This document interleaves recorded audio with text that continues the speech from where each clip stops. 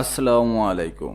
জানিয়ে দিব এই মুহূর্তে হাতে পাওয়া সর্বশেষ ভয়ঙ্কর কিছু আন্তর্জাতিক আপডেট বাংলা সংবাদ। শুরুতেই থাকছে সংবাদ শিরোনাম।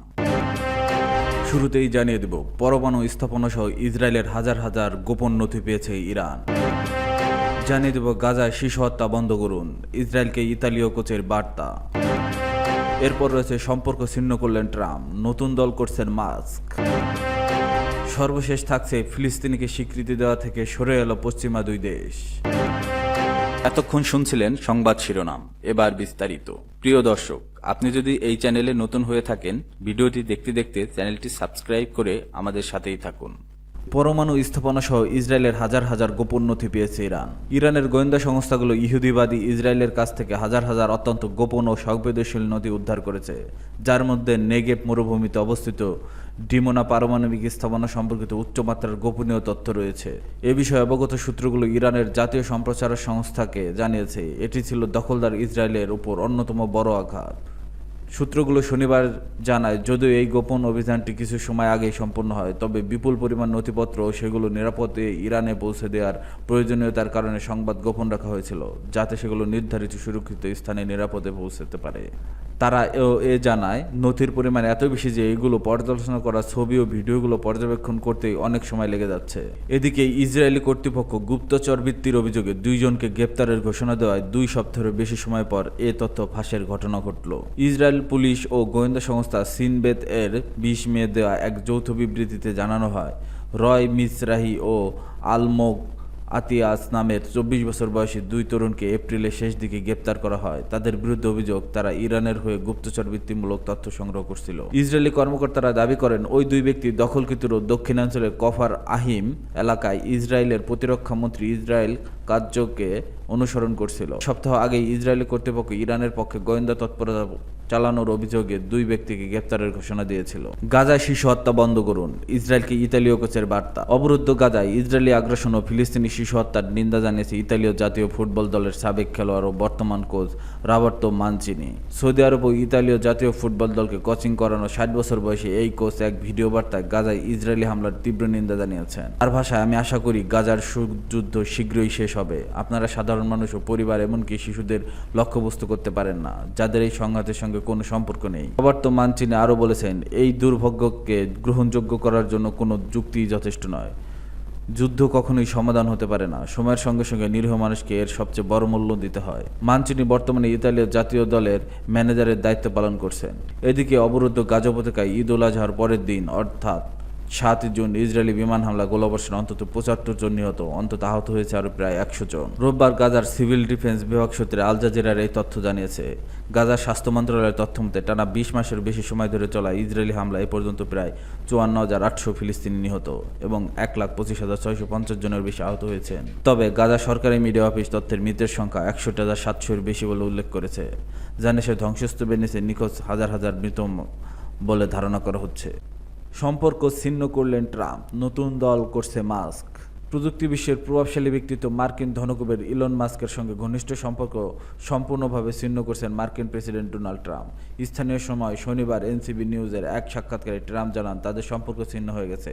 তিনি এই সম্পর্কে পুনরুদ্ধার করতে চান না। তিনি কি মনে করেন এই জুটির ঘনিষ্ঠ সম্পর্ক শেষ হয়ে গেছে? এনবিসি নিউজের এমন প্রশ্নের জবাবে ট্রাম্প বলেন, আমি ধরে নিচ্ছি হ্যাঁ। এরপর ক্ষতিগ্রস্ত সম্পর্কে মেরামত করতে চান কিনা জানতে চাইলে তিনি না উত্তর দেন। ট্রাম্পের নির্বাচনী প্রচারণায় মিলিয়ন মিলিয়ন ডলার অনুদান দিয়েছিল মাস্ক। এর পুরস্কার স্বরূপ হোয়াইট হাউসের একজন উপদেষ্টা হিসেবে দায়িত্ব পেয়েছিলেন তিনি।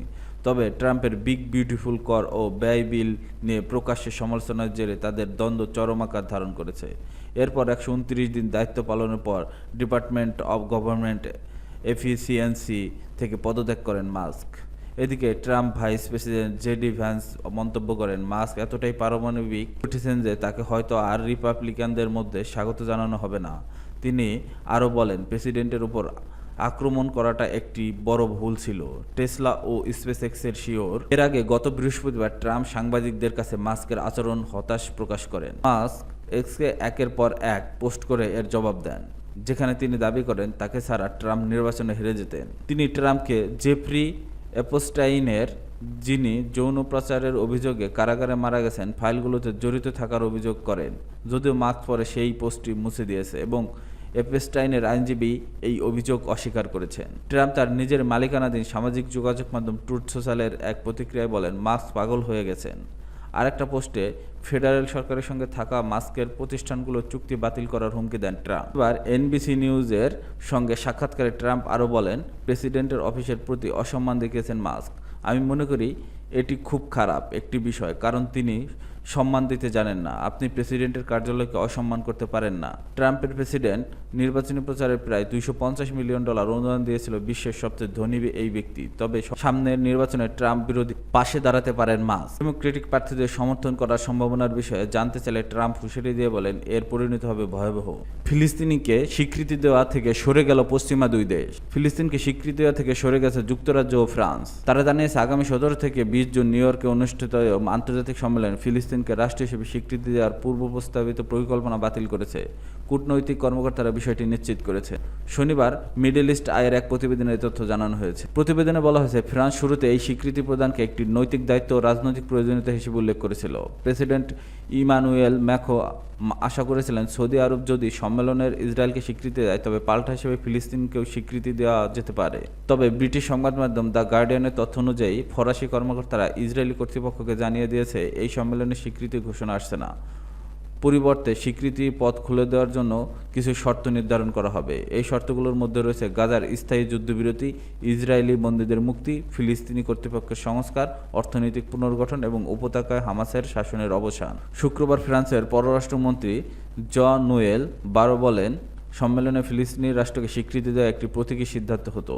তিনি আরও বলেন, জাতিসংঘের নিরাপত্তা পরিষদের স্থায়ী সদস্য হিসেবে তাদের মিত্রদের সমর্থন ছাড়া এটি না করার বিশেষ দায়িত্ব রয়েছে। হিউম্যান রাইট ওয়াচের সাবেক নির্বাহী পরিচালক কেনেথ রথ উদ্বেগ প্রকাশ করে বলেন, ঘোষিত পদক্ষেপগুলোর কারণে ফিলিস্তিন রাষ্ট্রের স্বীকৃতি অনির্দিষ্টকালের জন্য বিলম্বিত হতে পারে। তিনি এক্সে লিখেছেন, এই পদক্ষেপগুলো অফুরন্ত শান্তি প্রক্রিয়া হওয়া উচিত নয়, বরং ইসরায়েলের উপর চাপ সৃষ্টি করা উচিত যেন তারা রাষ্ট্র গঠনে বাধা দেওয়া বন্ধ করে। যদিও 147টি দেশ ফিলিস্তিন রাষ্ট্রকে স্বীকৃতি দিয়েছে, ইউরোপের বেশিরভাগ দেশ এই পদক্ষেপের অনীহা প্রকাশ করেছে এবং দীর্ঘদিন ধরে বলে আসছে যে এটি কেবল ইসরায়েলের অনুমোদন এবং আরব রাষ্ট্রগুলোর পারস্পরিক পদক্ষেপের মাধ্যমেই সম্ভব। গত বছর আয়ারল্যান্ড, স্পেন ও নরওয়ে ফিলিস্তিন রাষ্ট্রকে স্বীকৃতি দিয়েছে এবং এ বিষয়ে ক্রমবর্ধমান ঐক্যমত তৈরি করেছে। ইসরায়েলকে তার নীতি পরিবর্তনের জন্য চাপ দেওয়ার উপায় হিসেবে একতরফাভাবে স্বীকৃতি দেওয়া উচিত। গত সপ্তাহে ইসরায়েলি কূটনৈতিক অ্যালন পিঙ্কাস মিডল ইস্ট আইকে বলেন, ফ্রান্সের ফিলিস্তিনকে স্বীকৃতি দেওয়ার উদ্যোগে গুরুতর এবং এটি ইউরোপীয় ইউনিয়নের অধিকাংশ এবং সৌদি আরবের সমর্থন পেয়েছে। তবে যুক্তরাষ্ট্রের চাপের মুখে যুক্তরাজ্য ও ফ্রান্স উভয় এই পরিকল্পনা থেকে সরে এসেছে। ইসরায়েল বলেছে, এই প্রতিক্রিয়া তারা অধিকৃত পশ্চিম তীরে বসতি সম্প্রসারণ করবে।